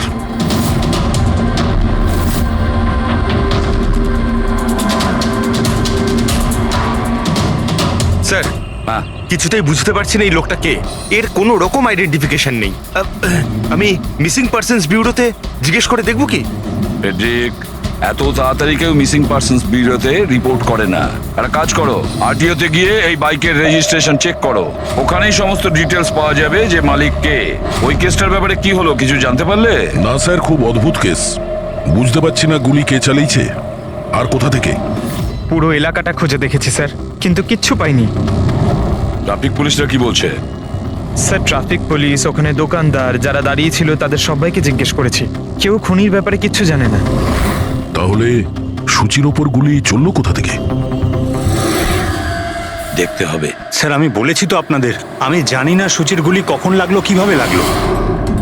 আশুতোষ, দীনেশ, মিহিকা, সূচির খুব কাছের না তোমরা 3 জন, কি তাই তো? তাহলে এটা বলো, সূচির মৃত্যুতে তোমাদের 3 জনের মধ্যে কার লাভ হতে পারে? তার মানে স্যার? স্যার, আমরা ওকে কেন মারতে যাব? ও স্যার, ও আমার নিজের বোন ছিল স্যার, নিজের বোন। আমি নিজের বোনকে কেন মারতে যাব? কোটি টাকা পাওয়ার জন্য। আবার কি কোটি টাকা পাওয়ার জন্য? এতে আমার কি লাভ হতো স্যার? আমার আর সুচির তো আগেই ডিভোর্স হয়ে গেছে। হতে পারে ডিভোর্সই ওই কারণটা। ডিভোর্সের পরেও আমি আর সুচি অত্যন্ত ভালো বন্ধু ছিলাম, বন্ধুর মতোই মিশতাম আমরা। এটাও তো হতে পারে যে তোমার প্রথমা স্ত্রীর সঙ্গে যে সম্পর্ক ছিল সেটা হয়তো দ্বিতীয় স্ত্রীর পছন্দ ছিল না। স্যার আপনি এসব কি বলছেন? ওদের মধ্যে ভালো সম্পর্ক ছিল, তাতে আমার কি? ওদের দুজনকে নিয়ে আমার কোনো প্রবলেম ছিল না, আমি ইনসিকিউর নই। যদি তোমাদের তিনজনের মধ্যে কেউ সূচিকে না মেরে থাকে তাহলে সূচিকে কে মেরেছে? কে মেরেছে? আমি বলছি আপনাকে, সূচি একটা এনজিওতে কাজ করত। ও ওখানে একজন অ্যাকাউন্ট্যান্টের পর্দা ফাঁস করে দিয়েছিল, কারণ ওই মেয়েটা টাকা পয়সা নিয়ে গন্ডগোল করছিল। তোমার মনে হচ্ছে শেলির হাত হতে পারে এই সবের পেছনে? Yes sir. ওকে অনেকবার হুমকিও দিয়েছিল। স্যার আমার তো মনে হচ্ছে কি এই কাজটা হয়তো পৃথ্বীর হতে পারে। আচ্ছা, এই পৃথ্বী কি? খুবই অসভ্য ধরনের লোক, ওই রোমিও টাইপের। সুচি পুলিশকে কমপ্লেনও করেছিল ওর বিরুদ্ধে, কিছুদিনের জন্য জেলেও গেছিল। ঠিক আছে, তোমরা তিনজন যেতে পারো। Thank you sir. Thank you sir. Thank you sir.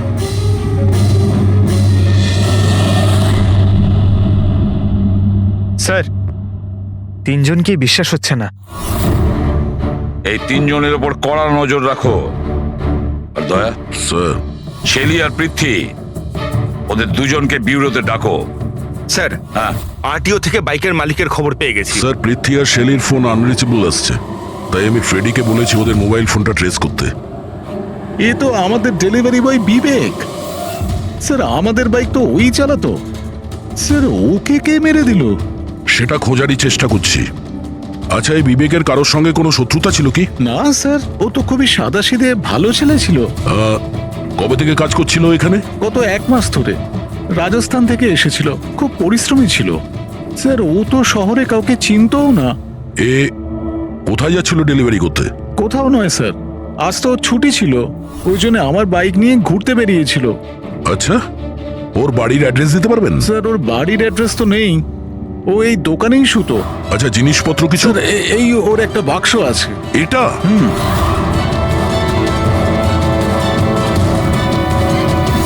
Sir এই লোকটার বক্স আর সবকিছু চেক করলাম, তাতেই সার্কাসের প্যাম্পলেট ছাড়া কিছুই পেলাম না।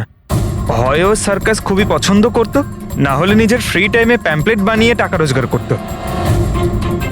এটা এমন একটা মার্ডার যাতে কোনো সাসপেক্টই নেই। আচ্ছা, বিবেকের মতো এই ধরনের গরিব লোকদের মেরে কার কি লাভ হতে পারে? সেটাই তো। আর ওদিকে সূচি, দ্বিতীয় মার্ডার, যারা সন্দেহের তালিকায় অগণিত, তাদের মধ্যে যে কেউ গাড়ির সামনে গিয়ে গুলি করে মারতে পারে সূচিকে। না বস, আই এম সরি বাট আমি তোমার সঙ্গে একমত হতে পারছি না। কোন কথা? সেটা এই যে কেউ একে পাশ থেকে গুলি করেছে। তার মানে? স্যার তার মানে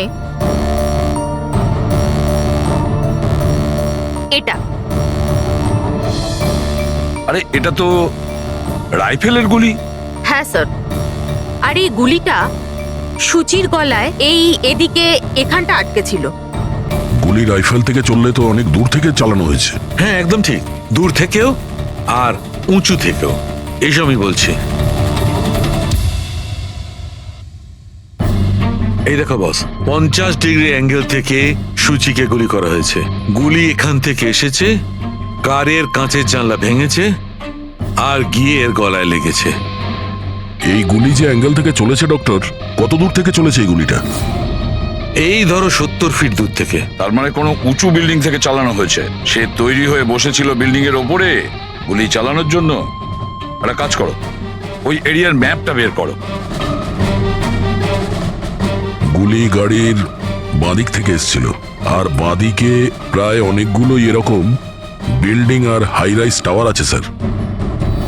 যে জায়গায় ওদের দুজনে ঝগড়া হয়েছিল সেখান থেকে সূচির লাশ যেখানে পাওয়া গেছে, তার মধ্যে প্রায় 15 থেকে 20টা টাওয়ার আছে। এর মধ্যেই কোনো একটা বিল্ডিং থেকে গুলি চালানো হয়েছে।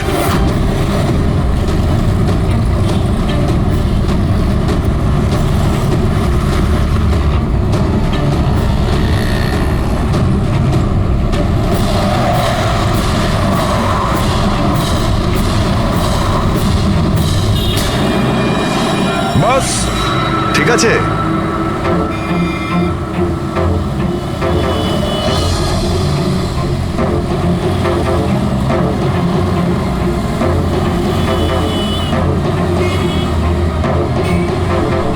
এই ও অভিজিৎ স্যারের হাতে ওটা কি? মার কাছে ফ্রেডি, ঠিক সেই হাইটে যে হাইটে সূচির গুলি লেগেছিল। আর আমার হাতে এই ডিজিটাল ডিস্টেন্স রিডার আছে। এর থেকে এই লেজার লাইট যদি ওই মার্কেট ঠিক যায় তাহলে তার মানে গুলি এখানে এই বিল্ডিং থেকেই চালানো হয়েছে। সব মাথার উপর দিয়ে গেল। ঠিক আছে, এটা এখনই করে দেখছি। হ্যাঁ দয়া, আমি তৈরি। ওকে। অভিজিৎ, একটু ডান দিকে এসো, ডান দিকে। হ্যাঁ, ঠিক হালকা আছে। হ্যাঁ, একটু বাঁদিকে। ব্যাস ব্যাস ব্যাস। ঠিক আছে। একটু পেছনে, একটু পেছনে। দেখেছো, এই লেজার ঠিক ওই মার্কে হিট করছে না, হিট করছে না ওখানে। গুলি এখান থেকে চালাইনি স্যার। এক্স্যাক্টলি।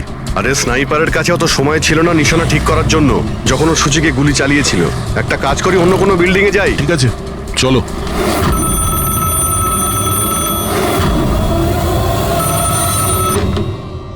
হ্যালো। হ্যাঁ, হ্যালো। আচ্ছা, এটা কি ফ্যান্টাসি সার্কাস জয়পুর রাজস্থানের অফিস? হ্যাঁ ঠিকই, বলুন। দেখুন, আমি মুম্বাই সিআইডি থেকে এসিপি পদ্মুমান বলছি। আপনার ওখানে কোনো বিবেক নামে কেউ কাজ করতো? হ্যাঁ হ্যাঁ, বিবেককে আমি চিনি তো। ও এই সার্কাসেই কাজ করতো। কেন, কি হয়েছে? কি কাজ করতো বলতে পারবেন আপনি?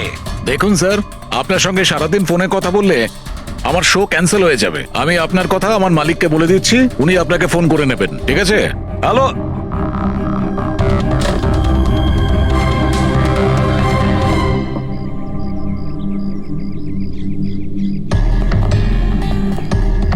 অদ্ভুত স্যার, বিল্ডিং এ কোনো গাড়ি দেখলাম না। মনে হয় গুলি এখান থেকেই করা হয়েছিল। দেখছি। হ্যাঁ অভিজিৎ, রেডি আছো?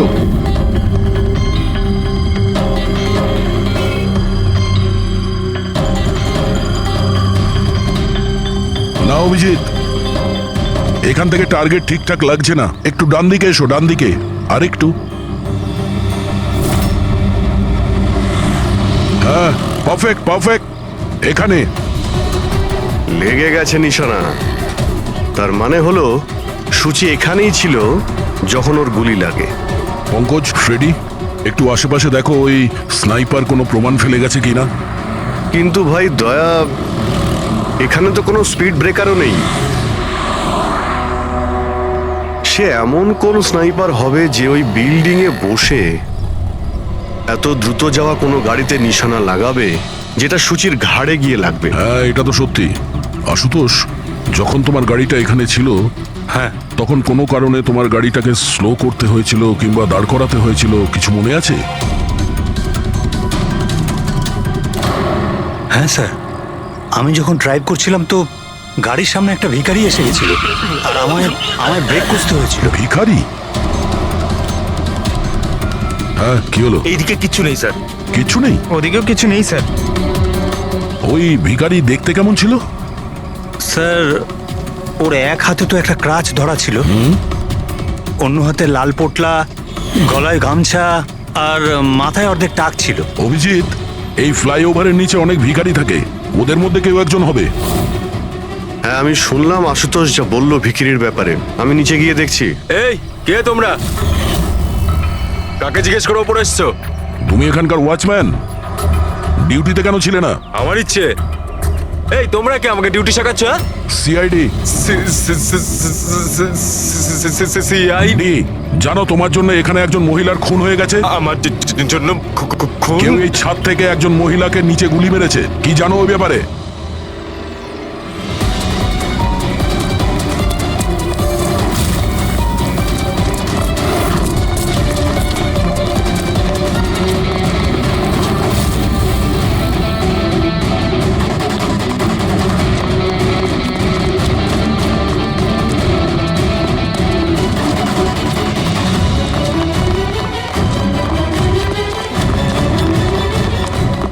এই দাঁড়া বলছি।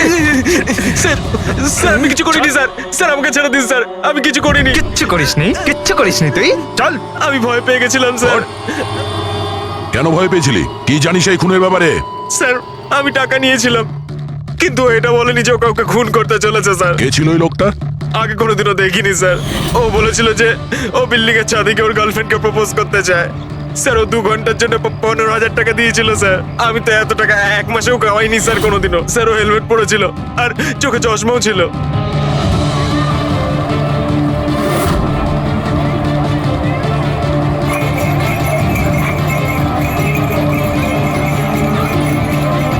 আরে ভাই শোনো, ও দাদা, আচ্ছা এখানে এমন কাউকে তোমরা দেখেছো যে মাথায় লাল গামছা বাঁধে, লাল রঙের একটা বোঁচকা আছে আর লাঠির সাহায্যে হাঁটেও? আরে দাদা শোনো, এমন কাউকে দেখেছো যে মাথায় লাল রঙের গামছা বাঁধে, লাল রঙের একটা বোঁচকাও রাখে আর খুঁড়িয়ে খুঁড়িয়ে হাঁটে? দেখোনি?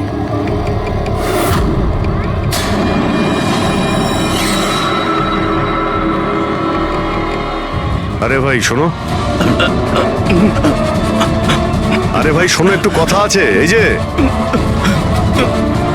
আরে এই কি করছো ভাই? দাঁড়াও, আরে ভাই দাঁড়াও।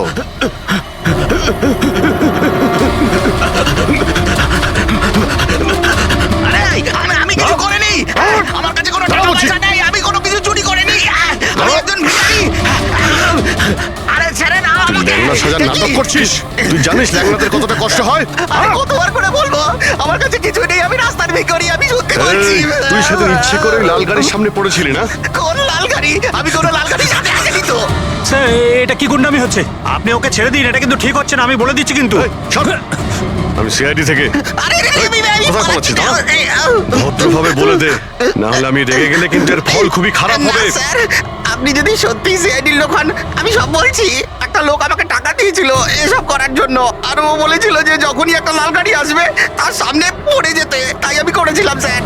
তুই কি করে জানলি যে লাল গাড়ি কখন আসবে? ওই ছাদে একটা লোক দাঁড়িয়ে আমাকে ইশারা করছিল, ওই রকমই। ও যে ইশারা করবে আমি তখনই লাল গাড়ির সামনে উল্টে পড়ে যাব। প্ল্যান ছিল স্যার। জানিস একটা মহিলার খুন হয়ে গেছে তোর এই প্ল্যানের জন্য? সাহেব, সাহেব আমাকে ক্ষমা করে দিন, দেখুন আমি রাস্তার একজন ভিখারি। ঠিক আছে, তুই এটা বল ওই লোকটা দেখতে কেমন ছিল? ওই স্যার, ও হেলমেট পরেছিল, মোটরসাইকেলে এসেছিল, আমি তো ওর মুখটা দেখতেই পাইনি। আরে ভাই কিছু তো দেখেছিলি, কিছু তো শুনেছিলি? ওর একটা ফোন এসেছিল, ফোনে বলছিল যে তাড়াতাড়ি দেখা করতে এসো, আর উত্তরে বললো যে আমি ওখানে পৌঁছাচ্ছি। কোথায় কোথায় পৌঁছতে বলছিল, তোর মনে আছে কিছু? হ্যাঁ, মনে পড়েছে, ভান্ডুপ মিল। ভান্ডুপ মিল? ভান্ডুপ মিল? আচ্ছা ঠিক আছে, ঠিক আছে, ফিরে এসো, আমি স্যারকে ইনফর্ম করছি। Okay sir. হ্যাঁ, অভিজিৎ ভান্ডুপ মিল থেকে ফিরে আসছে। ও বলছে যে মিল একদম ফাঁকা পড়ে আছে, কোনো প্রমাণই ওর হাতে পড়েনি। খুনি তো ওখান থেকেই পালিয়ে গেছে। হতে পারে অভিজিৎ পৌঁছানোর আগেই ওখান থেকে ও পালিয়ে গেছে। পঙ্কজ। হ্যাঁ স্যার। পঙ্কজ একটা কাজ করো, যখন সুচির গুলি লেগেছিল ঠিক ওই সময়ে ওই এরিয়াতে কতগুলো মোবাইল অ্যাক্টিভ ছিল খোঁজ নাও। স্নাইপারের ফোন ওদের মধ্যেই কারোর হবে। স্যার। হ্যাঁ হ্যাঁ পঙ্কজ, এটাও দেখো ওর মধ্যে কতজন লোক ভান্ডুপ মিলে গেছিল। স্যার,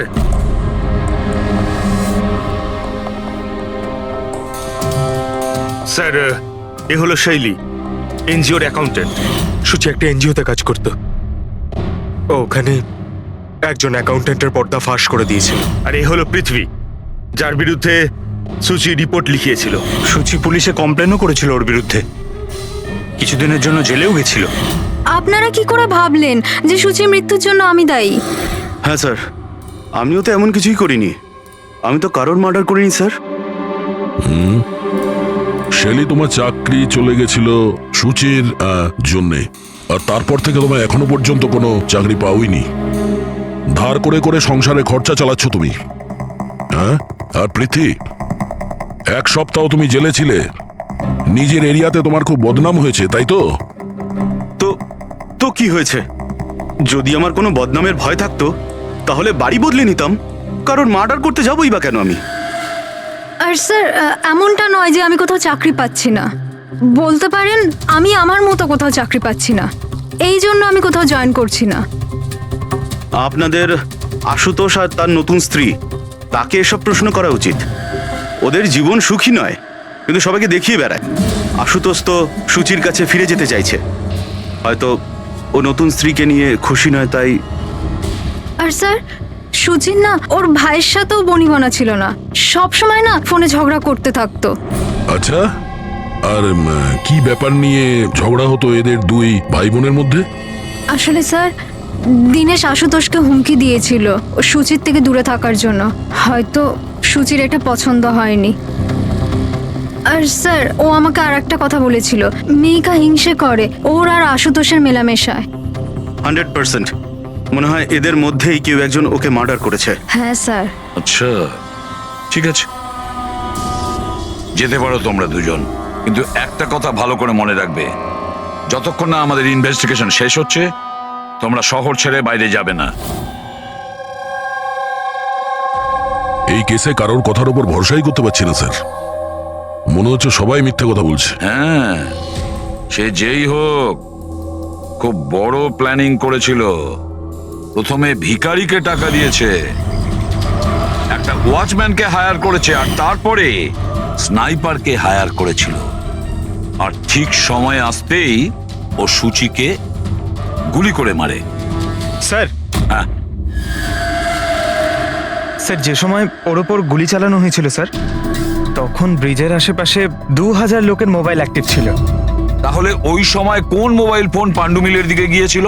একটা নাম্বার গিয়েছিল, কিন্তু সেটা প্রাইভেট নাম্বার, তাই ট্র্যাক করতে পারিনি। আর কি বলতে পারো এই নম্বরের ব্যাপারে? এটাই স্যার, ওটা মিল অব্দি গেছিল কিন্তু দাঁড়ায়নি, ওটা সোজা কামরি ব্রিজের দিকে চলে গেছিল, আর ওখান থেকে সিগন্যাল পাওয়া যাচ্ছিল না। কামরি ব্রিজ? স্যার, বিবেকের লাশটাও তো আমরা ওখানেই পেয়েছি, এটা কোনো কোইন্সিডেন্ট হতে পারে না।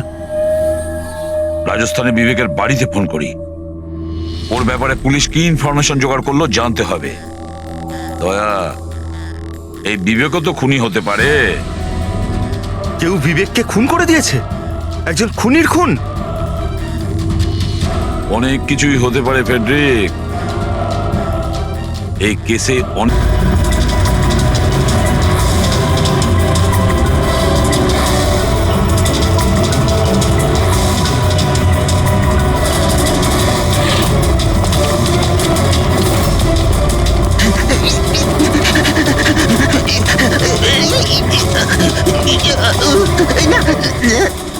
আরে তুই বারবার পালাস কেন? হ্যাঁ, বারবার আপনারা আমার পিছনে পড়ে আছেন কেন? পিছনে তোর পড়ে সঙ্গে আছেন কথা কেন? আছে। আমি কিছু কথা বলতে চাই না। অনেক হয়ে গেছে স্যার, আপনারা আমাদের এইভাবে বিরক্ত করতে পারেন কেউ না। তোমাদের জ্বালাতন করছে না, আমরা নিজেদের কাজ করছি। যাও। কিছু শুনতে চাই না, যান এখান থেকে। আরে একজনের খুন হয়েছে, তোমরা কি বুঝতে পারছো না? তা কি হয়েছে? আমরা কি খুন করেছি নাকি?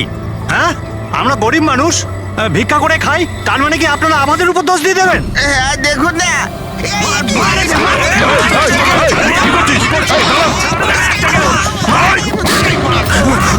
অভিজিৎ, তুমি ঠিক আছো? আরে না, ও নো, রক্ত বেরোচ্ছে।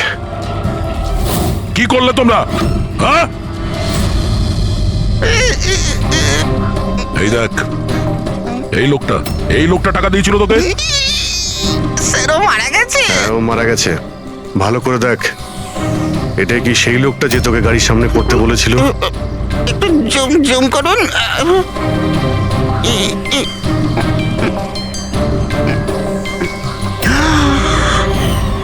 এমন ঘড়ি তো ও পড়েছিল।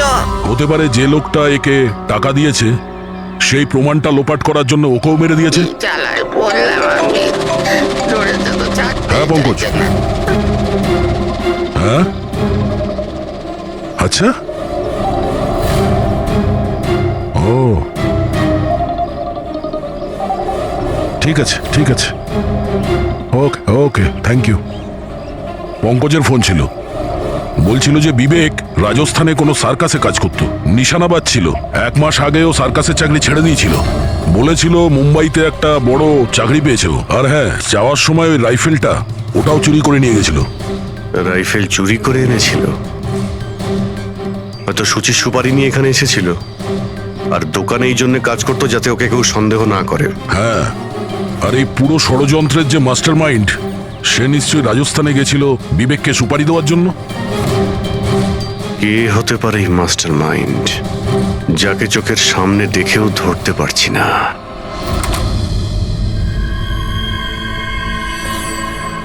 আরে মিস্টার আশু, স্যার আপনারা এখানে? মিস্টার আশু, ওই লোকটার ব্যাপারে জানতে পেরে গেছি যে সুচিকে গুলি করেছিল। Wow, that's a great news. আপনারা ধরেছেন ওনাকে? বিবেক নাম ওর। আপনারা কোনো বিবেককে চেনেন? না তো। অদ্ভুত ব্যাপার, আপনি কোনো বিবেককে চেনেন না, কিন্তু 15 বার কল করেছেন আপনি আপনার ফোন থেকে বিবেককে। কি বলছেন? আমি যখন বলছি কোনো বিবেককে জানি না, তাহলে তাহলে আমি ওকে ফোন কেন করবো স্যার?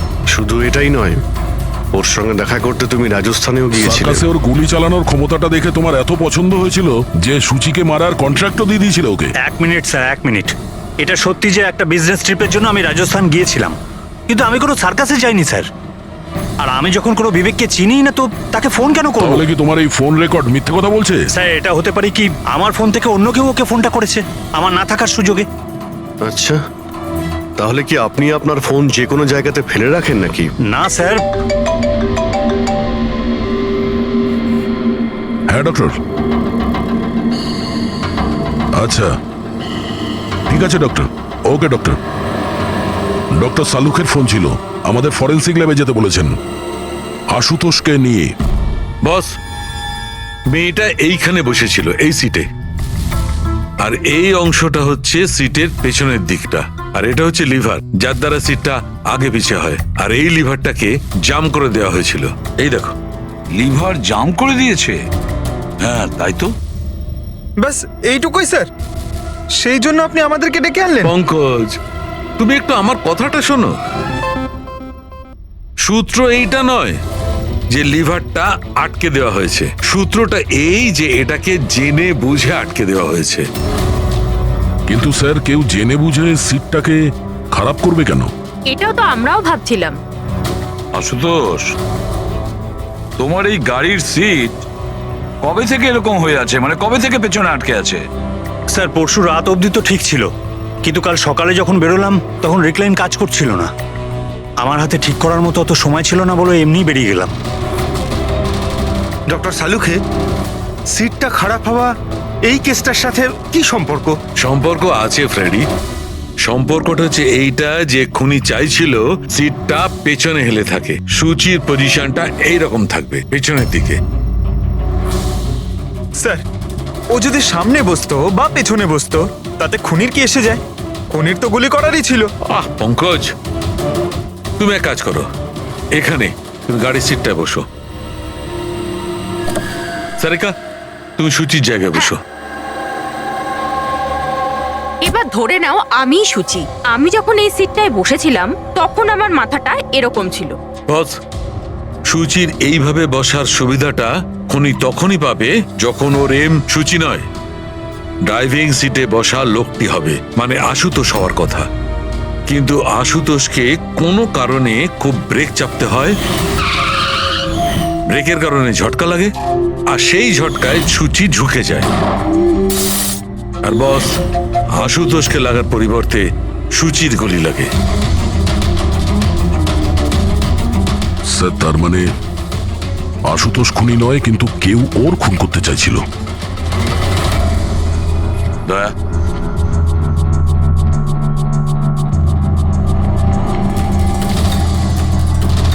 আশুতোষ। হ্যাঁ স্যার। তুমি একটা কথা বলো, তোমার কি কোনো শত্রু আছে? এমন কোনো শত্রু যে তোমাকে প্রাণে মেরে ফেলতে চায়? ভেবে চিনতে বলো, ভাবো। না স্যার, আমার কারোর সাথে কোনো শত্রুতা নেই। না আশুতোষ, কেউ তো নিশ্চয়ই হবে যে তোমাকে প্রাণে মেরে ফেলতে চায়, তোমার সিটের লিভারটা জাম করে দিয়েছে। না স্যার, এটা তো হতেই পারে না, কারণ এই গাড়িটার একটাই মাত্র চাবি, আর সেটা সবসময় আমার কাছেই থাকে। আমি তো কিছুই বুঝতে পারছি না আমি স্যার, যে এসব কি করে হলো। কোনো ব্যাপার নয় আশুতোষ, ও যেই হোক না কেন আমরা খোঁজার চেষ্টা করব যে কে তোমাকে মারার চেষ্টা করছে। ঠিক আছে, চলো যাই, চলে এসো। হ্যাঁ স্যার। স্যার, স্যার, আমরা আশুতোষকে ছেড়ে দিলাম কেন? খুনি যদি আবার ওর উপর আক্রমণ করে তাহলে? দেখে যাও তুমি পঙ্কজ, এবার আমরা আশুতোষের প্রতিটা মুভমেন্ট ট্র্যাক করব, সব কথা আমরা শুনতে পাবো। স্যার, সেটা কিভাবে? দয়া যে ট্রান্সমিটার বাগ লাগিয়ে দিয়েছে।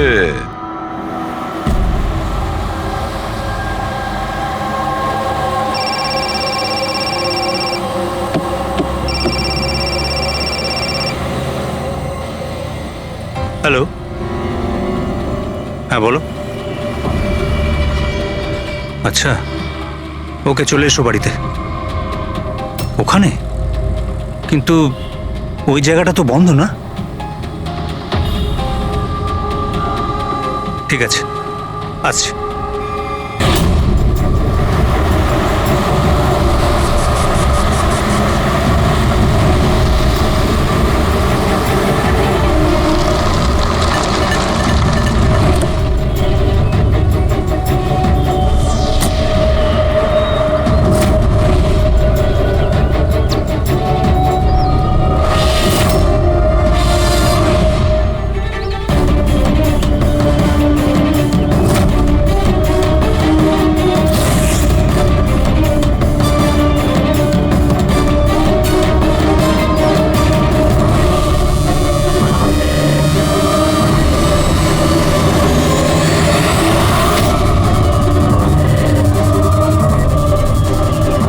এটা কি করছো?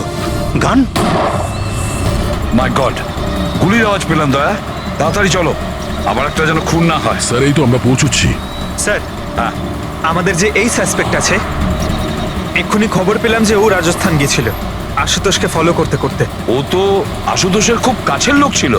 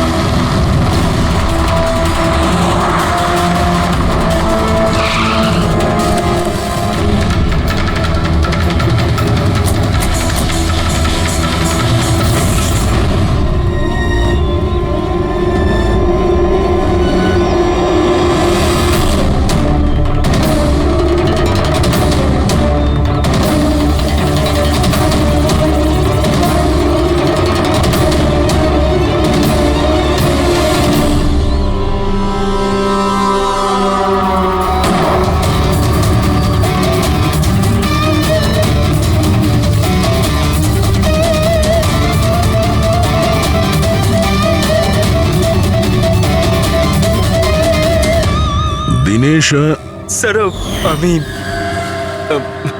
সুচির ভাই। মরে গেছে স্যার। আমি কিছু করিনি স্যার। এ আমাকে মারতে চেয়েছিল। এই আমায় মারতে চেয়েছিল। কেন মারতে চেয়েছিল এ? স্যার, এর মনে হতো যে এর বোনের সর্বনাশের জন্য আমিই দায়ী। বিয়ের পর সুচি ডিপ্রেশনে চলে গেছিল, আর তাই ও নিজেই নিজেকে মারারও চেষ্টা করেছিল। আর এই সমস্ত আমি কিছুই জানতাম না স্যার, একদমই জানতাম না। আর আমার এই না জানার কারণেই এই দুজনের মৃত্যুর কারণ আমি হয়ে গেলাম স্যার। এটা সম্পূর্ণ না জানার কারণে। পঙ্কজ, একে ছায়া নিয়ে বসাও, পেটেক ফরেন্সিক ল্যাবে পাঠিয়ে দাও।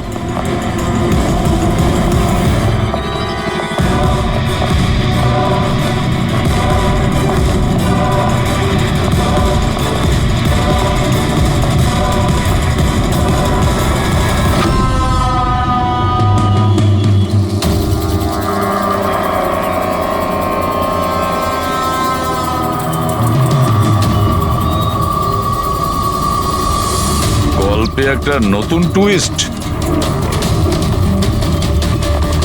আশুতোষ,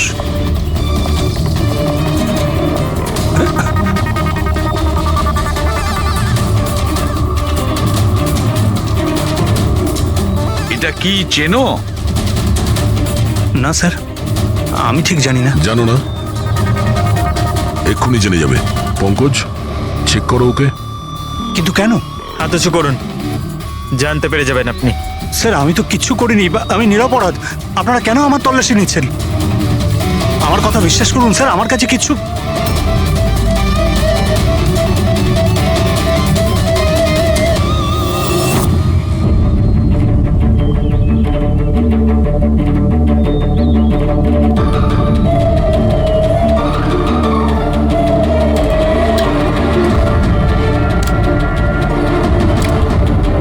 স্যার এই নিন। ও, রাবার বুলেটস। আমি জানি না স্যার যে এর থেকে কি প্রমাণ হচ্ছে। কি প্রমাণ হয়?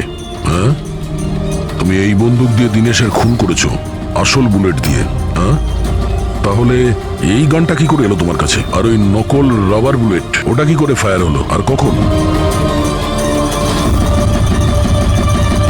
স্যার প্ল্যান আমিই করেছিলাম, A to Z পুরো প্ল্যান আমার। সুচির মৃত্যু, দীনেশের মৃত্যু, আর ওই প্ল্যানটাও এই জন্য যে আপনাদের মনে হয় যে সুচির মৃত্যুটা ভুল করে হয়েছে, কিন্তু আসল টার্গেট আমিই ছিলাম। আর আপনাদের সন্দেহ যাতে দীনেশের উপর যায়, কিন্তু সমস্ত প্ল্যানটা নষ্ট হয়ে গেল, সবকিছু জলে গেল। কেন মেরেছো তুমি সুচিকে? সুচিকে মেরে তুমি কি পেলে? সুচি আমার মেয়ে রুহিকে নিয়ে চিরকালের জন্য দেশ ছেড়ে চলে যেতে চেয়েছিল, আর এই কথাটাও আমার কাছে লুকিয়েছিল। আপনারাই বলুন স্যার, আমার একমাত্র মেয়েকে নিজের থেকে দূর কিভাবে করতে দিতাম? আর সেই জন্য তুমি বিবেক মানে একজন শার্প শুটারকে টাকা দিয়েছো নিজের স্ত্রী সুচিকে মেরে ফেলার জন্য, আর যেই ও তোমার কাজ শেষ করেছে ওকেও মেরে দিয়েছো। তুমি দীনেশকে কি এমন কথা বলেছিলে যে ও মারার জন্য তোমাকে এখানে চলে এলো? আমি আমার ওয়াইফকে দীনেশের কাছে পাঠালাম। কি?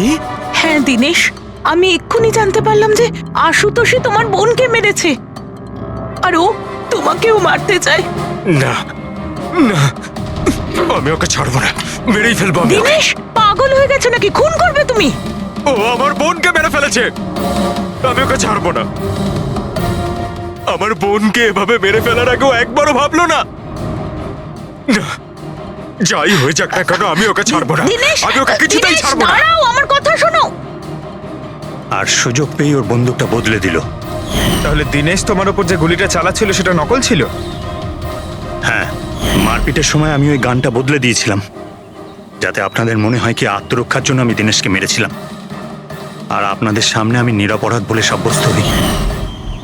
কি রেখে গেলে তোমার ছেলের জন্য? না মা না বাবা। ওই সন্তানকে পাওয়ার জন্য তুমি ওরই মাকে মেরে ফেলেছো, আর এই অপরাধে তুমিও আজীবন জেলের গড়াদের পেছনে থাকবে। বলো আশুতোষ, কি পেলে তুমি নিজের ছেলেকে এভাবে অনাথ করে? কি পেলে?